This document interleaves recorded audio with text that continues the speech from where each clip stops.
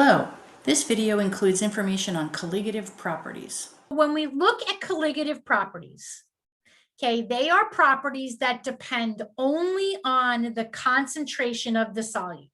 How much solute is dissolved in the solution?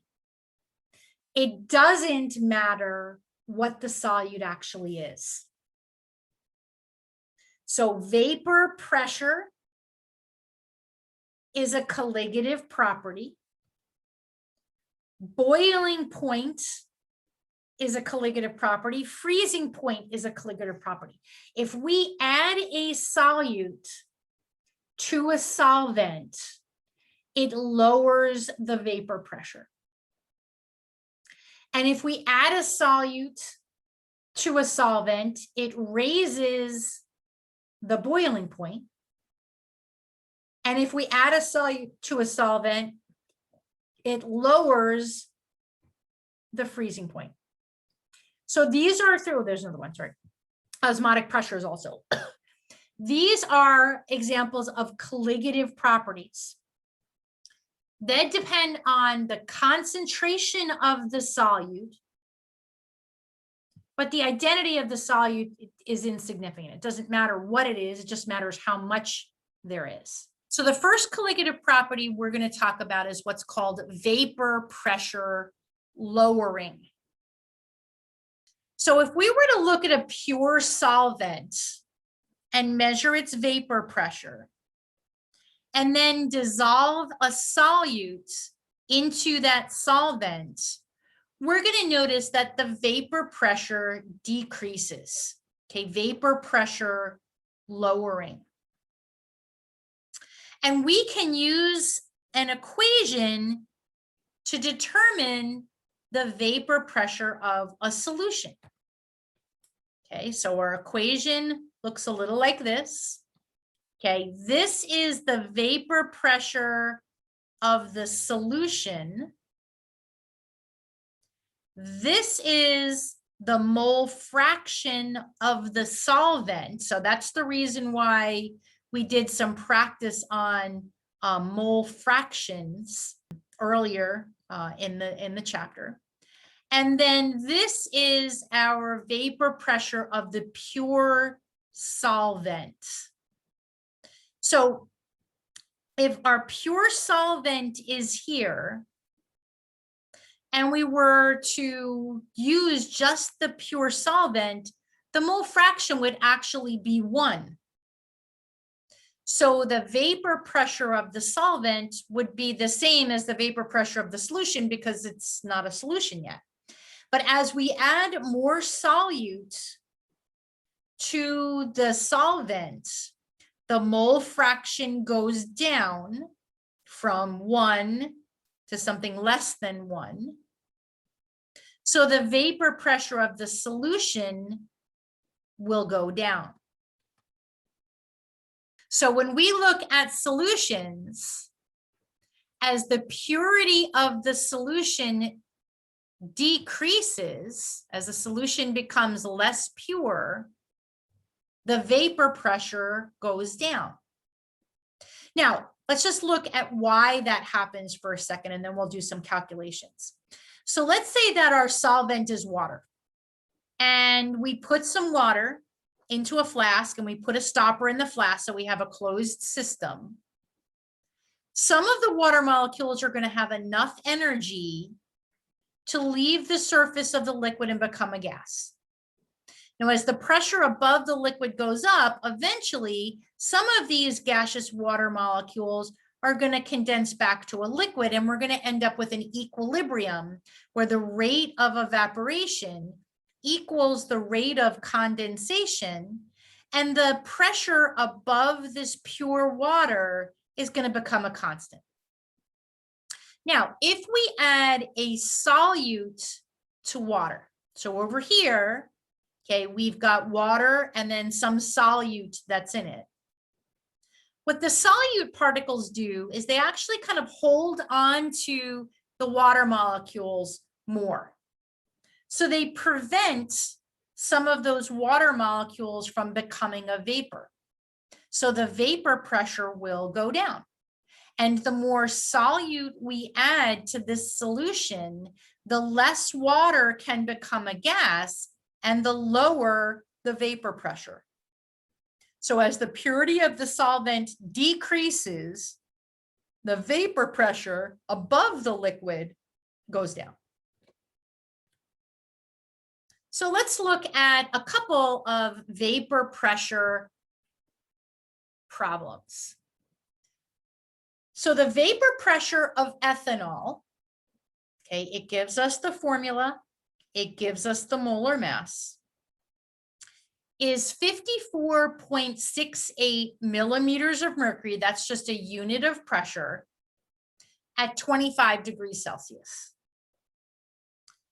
A non-volatile, non-electrolyte that dissolves in ethanol is estrogen. Now, let's just look at these two words for a second.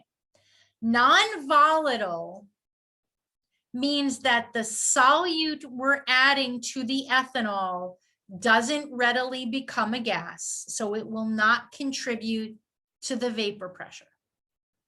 And non-electrolyte means that when the estrogen dissolves in the ethanol, it doesn't break up into ions. So a non-volatile, non-electrolyte that dissolves in ethanol is estrogen. Calculate the vapor pressure of the solution, which we know will be less than the vapor pressure of the pure solvent, when 12.28 grams of estrogen is dissolved in 160.4 grams of ethanol. So we're looking at a vapor pressure lowering problem.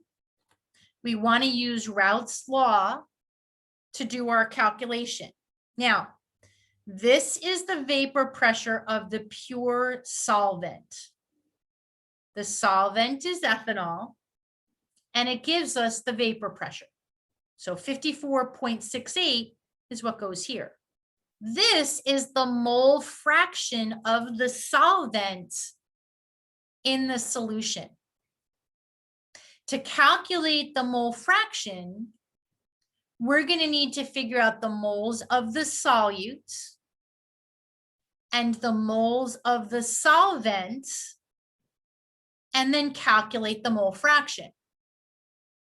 And then once we calculate the mole fraction of the solvent, we'll be able to figure out what the vapor pressure of the solution will be. So let's look at the solvent first. Okay, that's our ethanol. It tells us we've got 60.0 grams of ethanol. It gives us the molar mass, so we don't have to calculate that, but it comes off the periodic table. We're converting from grams to moles. So we've got 3.482 moles of ethanol. And again, the ethanol is the solvent. So I'll give you a minute. We want to calculate 12.28 grams of estrogen to moles of estrogen. And again, it gives us the molar mass of estrogen, so we don't have to calculate it, is 272.4 grams per mole. So do your conversion of grams of estrogen to moles of estrogen.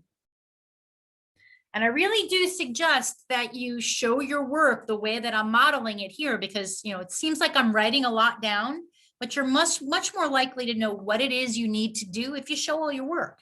Okay, it's not just to make my grading easier, it's to make it easier for you. 12.28 grams, we're going to convert from grams to moles. That gives us 0.0450, the H should be there, moles of estrogen. So what are we going to do with these numbers? We want to calculate the mole fraction of the solvent. The solvent's ethanol. So see if you can calculate the mole fraction of the solvent. 0.8 or 9872 is our mole fraction. Okay, so now we know the mole fraction of the ethanol. We know the vapor pressure of the ethanol. We want to figure out what the vapor pressure of the solution is. You're right, that should say millimeters of mercury, not ATM. I should really write down the little mistakes that are in this.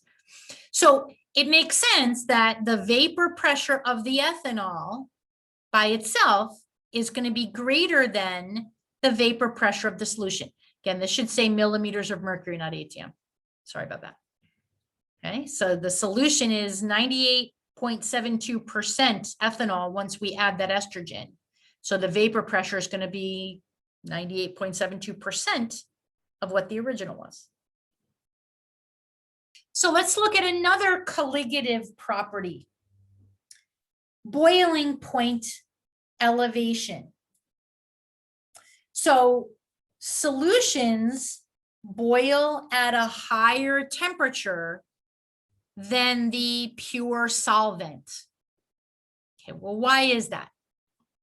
Well, when we add a solute to a solvent, it lowers the vapor pressure. Okay, that's what we just did in the last slide. So if we lower the vapor pressure, we're going to need to increase the temperature of the solution in order to get the vapor pressure of the solution to equal the external pressure. And that's what boiling point is. Okay, boiling point is when the vapor pressure of the solution equals the vapor pressure of the atmosphere, or the atmospheric pressure, I should say. So the equation that we're going to be looking at when we look at boiling point elevation. Okay, delta TB means the change in the boiling point temperature of a substance. Okay, delta TB. The change in the boiling point will equal this KB value, which is a constant, and it depends on what the solvent is, times the concentration of the solution in terms of its molality. So we practiced molality calculations so that now we can talk about boiling point elevation. We can look up information on tables. Like if we were to look at water, okay, pure water boils at 100 degrees Celsius at 1 ATM. So this is the normal boiling point for water. The KB, the boiling point constants for water, is 0.512 degrees Celsius per molal. Okay, the freezing point for water is 0 degrees Celsius at 1 ATM. So this is the normal boiling point or freezing point for water. And we're going to look in a couple minutes at freezing point for solutions. The freezing point constant for water is 1.86 degrees Celsius per molal. We're going to look at boiling points first, and then we'll look at freezing points though. But we can look the information up on tables. Okay, so here is a question that involves boiling point elevation. Antifreeze, okay, gives us the formula, okay, is prepared from 2.22 times 10 to the third grams of ethylene glycol in 2.00 grams of water. And it has a molality of 17.9 molal. Okay, we calculated that. What is the boiling point of this antifreeze? So if you see boiling point and you're looking at a solute that we dissolve in a solvent, we're looking at boiling point elevation. Here's our equation. The change in the boiling point will equal the boiling point elevation constant times the concentration of the solution in terms of molality. KB for water is 0.512 degrees Celsius per molal. And the boiling point for pure water, the normal boiling point, is 100 degrees Celsius. So we're taking water, we're adding antifreeze to it. The boiling point is going to go up. We want to find out how much does it go up. Okay, so for KB, we'll plug in 0.512 degrees Celsius per molal. We'll multiply it by the molality of the solution, which is 17.9 moles per kilogram. The change in the boiling point is 9.16 degrees Celsius. Now, when we add a solute to a solvent, the boiling point goes up. So we're going to take the initial boiling points and we're going to add that 9.16. The new boiling point is going to be 109.16 degrees Celsius.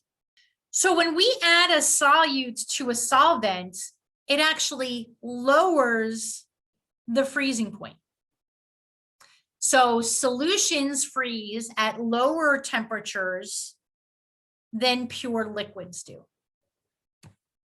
So the equation that we're going to use looks almost the same as the equation we did for boiling point elevation. We're just going to change the B's for F's. So how much the freezing point changes will equal the freezing point depression constants times the concentration of the solution in terms of molalities. And again, we can look up the freezing point depression constant on tables. Doesn't matter what the solute is that we add, it's just the solvent that's important in figuring out how much the temperature changes. Real common example of this would be, in the wintertime when they brine the roads, or you put salt on your sidewalk, or they de-ice airplanes. They're adding a solute to water and it lowers the freezing point. So it has to be much colder in order for the water to freeze on the roads or on the airplane wings. Let's look at a question. Calculate the freezing point of an aqueous solution that's 30% by mass ethylene glycol. Okay, so this is going to be a little bit more involved than the last problem, because in the last problem, we knew the molality, we knew the freezing point depression or the boiling point elevation constant, and we just plugged it in to find out how much the boiling point went up. Well, this time we're not given the molality, but we're given the mass percent. So we're going to have to convert mass percent to molality before we can find out how much the freezing point goes down. Things we know. To calculate how much the freezing point goes down, we're going to take the freezing point depression constant and multiply it by the molality. So we look up the freezing point depression constant, and it's 1.86 degrees Celsius per molal. And the normal boiling or freezing point for water is 0 degrees Celsius. So what we need to do, and we did this in a previous problem, it was a different solution, but the same number, is we need to define what 30% means. So 30% means that we've got 30 grams of our ethylene glycol in 70 grams of water to make a 100-gram solution. You're not going to be given this information in a question. You have to know that that's what this means. 30% means 30 grams in 100 grams of solution. And since we've got conservation of mass, we can figure out how much water we have in our solution.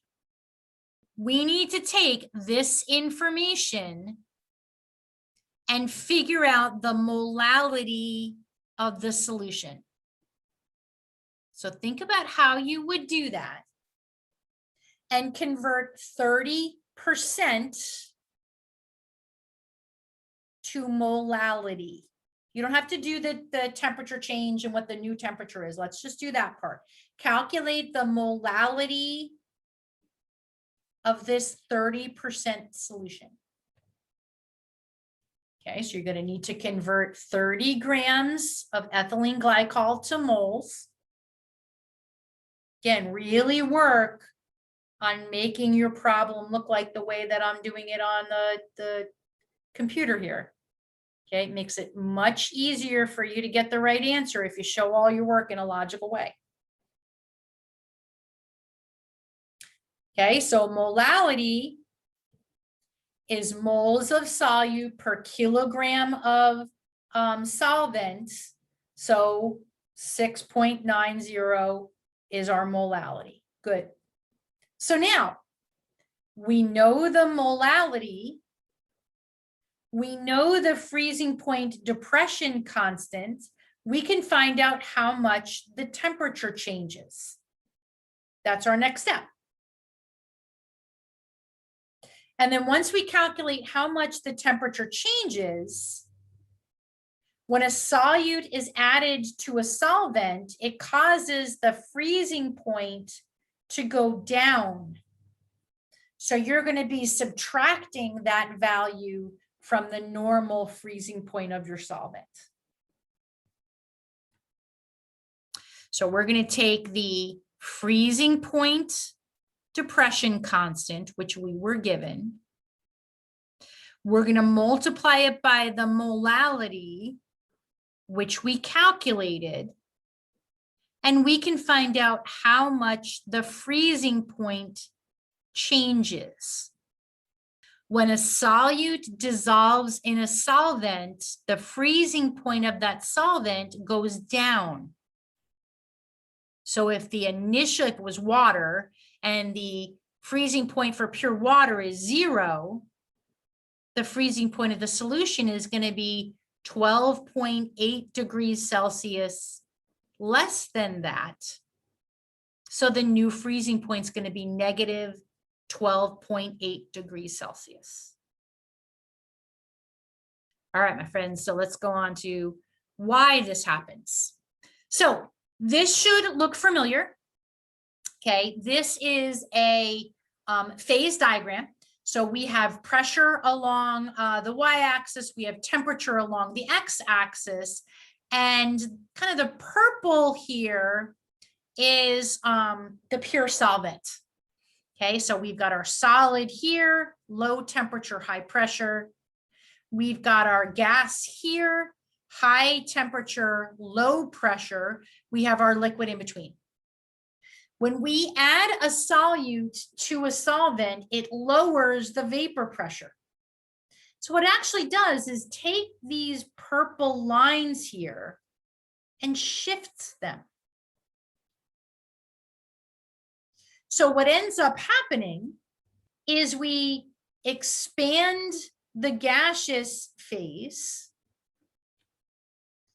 We shift the triple point, which was here, and now it's here.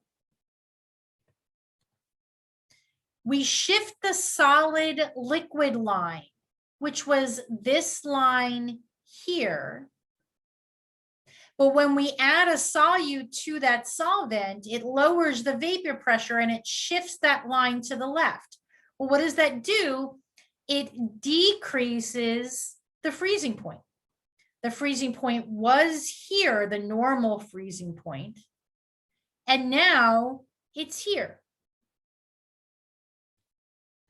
And when we add a solute to a solvent, it takes the solvent liquid gas line and shifts it to the right.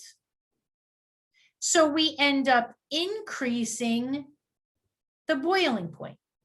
So boiling point elevation, freezing point depression, all because when we add a solute to a solvent, it lowers the vapor pressure.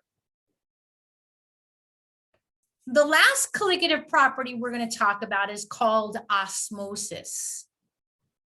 And when we deal with osmosis, it's a diffusion-driven transfer of solvent particles through a semi-permeable membrane.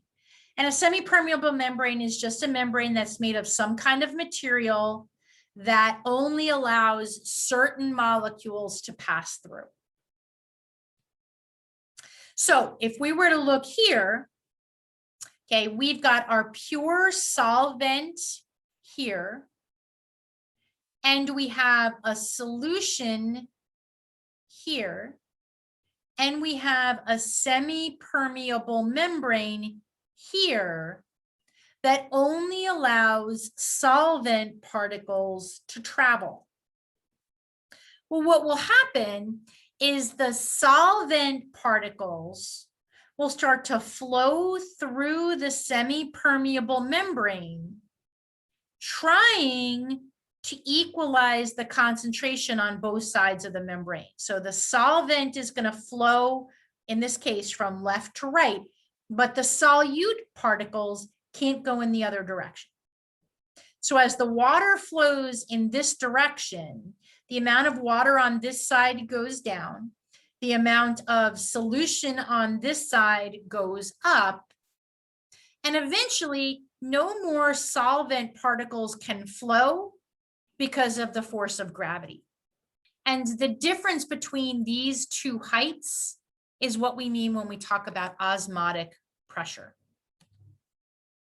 So when we deal with osmotic pressure as a colligative property, we're going to use pi to stand for osmotic pressure. This is not 3.14. It's just the symbol for osmotic pressure. It will equal the molarity of the solution. Okay, so we've worked with molarity calculations already. Times our ideal gas law constants, which is 0.0821, since we want our osmotic pressure in terms of ATM. And T is our temperature, and temperature has to be in terms of Kelvin so that our units cancel out with our R value. And if we're given the temperature in Celsius, just as a review, to convert from Celsius to Kelvin, we have to add 273. Let's look at a problem that deals with osmotic pressure. Determine the osmotic pressure for a solution containing 10.0 grams of C6H12O6, which is glucose, dissolved in 5 liters of solution at 23.50 degrees Celsius. So osmotic pressure, we need to know moles of our solute. So 10.0 grams, and we're going to divide it by our molar mass. Okay, so the 180.18 grams per mole, this comes off the periodic table. So we've got 5.55 times 10 to the -2 moles. We can calculate the molarity.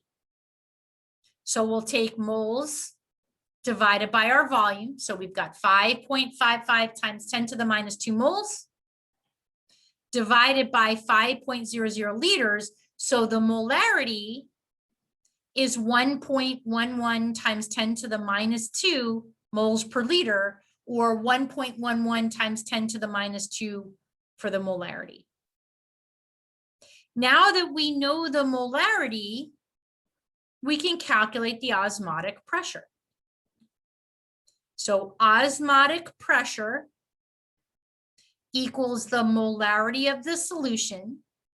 So we calculated that to be 1.11 times 10 to the minus 2 moles per liter times R, which is our gas law constant, 0.0821 liter ATM per mole Kelvin. This is a constant. Okay, it's the number you're always going to be plugging in for R.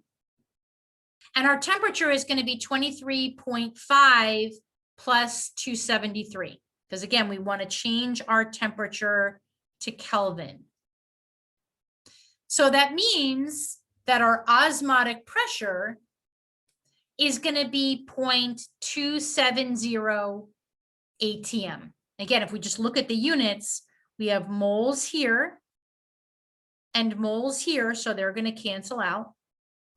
We have liters here and liters here. That'll cancel out. And we have Kelvin here and Kelvin here. That'll cancel out. So that's where the ATM comes from. And that would be our osmotic pressure. And again, it's a type of colligative property because it's a property of a solution that's dependent on the concentration of the solution. So we've looked at vapor pressure, okay, which dealt with mole fractions, and then freezing point elevation and boiling point elevation and freezing point depression, which dealt with molalities, and now osmotic pressure, which deals with molarities. What are some practical uses of osmotic pressure? Okay, actually, you kind of deal with this a little bit in maybe your biology classes. If you talked about hemolysis, which is the flow of water into cells, it causes the cells to swell, and then eventually the cells might rupture.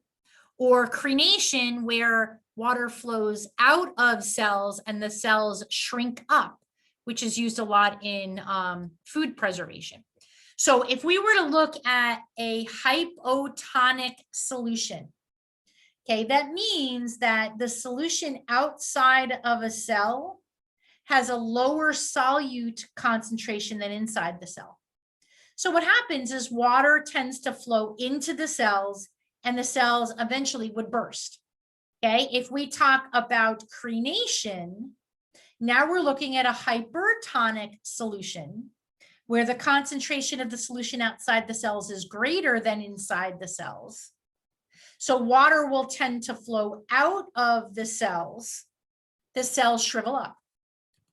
So foods are often preserved with this idea of crenation involved. So you put the food into some kind of a hypertonic solution, it actually draws the water out of the bacteria and it causes the bacteria cells to shrivel up and die. Okay, just a practical use of osmotic pressure. When we talk about colligative properties depend on the concentration of the solutions we're looking at. But they depend on the total concentration. And sometimes solutes break up into individual particles. They're electrolytes. So if we were to look at a non-electrolytes are substances that dissolve in water, but don't break up into ions, so they can't conduct an electric current. So the concentration of the solution is equal to the concentration of the particles in the solution. But electrolytes are different. Electrolytes are substances that when they dissolve in water, they break up into particles. So the concentration of the particles will be some multiple of the concentration of the original solute that we're dissolving in the solvent. And the multiple is called a Van 't Hoff's factor. And it's approximately equal to the number of ions that are present when an electrolyte breaks up into ions. So as an example, if we were to dissolve sodium chloride into water, it's an electrolyte. It breaks up into sodium ions and chloride ions. So the Van 't Hoff's factor for sodium chloride is 2, which means that we would take the concentration of the sodium chloride in the solution and multiply it by 2. If we were to look at calcium chloride is an electrolyte. When it breaks up into calcium ions and chloride ions. But now we end up with 3 moles of ions for every mole of calcium chloride that dissolves. So our Van 't Hoff's factor is 3. So calcium chloride will affect colligative properties greater than sodium chloride would. And if we were to look at ammonium nitrate, it would break up into ammonium ions and nitrate ions. So its Van 't Hoff's factor is 2. So where does that come into play? So let's look at these questions, and we'll do the first set kind of together, and then I'll give you a couple of minutes to see if you can work on the second set. So let's say that we have a 0.18 molal solution of copper 2 bromide and a 0.13 molal solution of iron 3 bromide and a 0.12 molal solution of iron sulfate and a 0.46 molal solution of sucrose. And we were asked not to calculate what their boiling points actually are, but to rank them from highest to lowest boiling point. Okay, well, they're all in water. So the boiling point elevation constant is the same for all of these solutions. That means that the concentration of ions in the solution is going to be directly proportional to the increase in the boiling point temperature. So what we want to do is calculate what the molality of the ions are for each of these solutions. And then the one that has the highest concentration is going to have the greatest change in boiling point, which would equate to the highest boiling point. And the one that has the lowest concentration will have the lowest boiling point. So to do that, the Van 't Hoff's factor for copper 2 bromide is 3. 1 copper, 2 bromides. So we would take 3 times 0.18. Iron 3 bromide has a Van 't Hoff's factor of 4. 1 iron and 3 bromides. So we take that and multiply it by 0.13. Iron sulfate has a Van 't Hoff's factor of 2. So we'd multiply 0.12 times 2. And then sucrose is actually a non-electrolyte. So we would just multiply 0.46 by 1. And again, the larger the molality of the ions in the solution, the larger the boiling point. So 3 times 0.18 gives us 0.54. 4 times 0.13 gives us 0.52. 2 times 0.17 gives us 0.34. And 1 times 0.46, since sucrose is a non-electrolyte, is 0.46. Again, the larger the concentration of ions in the solution, the higher the boiling point. So copper bromide would have the highest boiling point, followed by iron 3 bromide, followed by our sucrose solution. And the lowest boiling point would be our iron sulfate solution. So using that as an example, see if you can figure out this second question. We're given 4 solutions.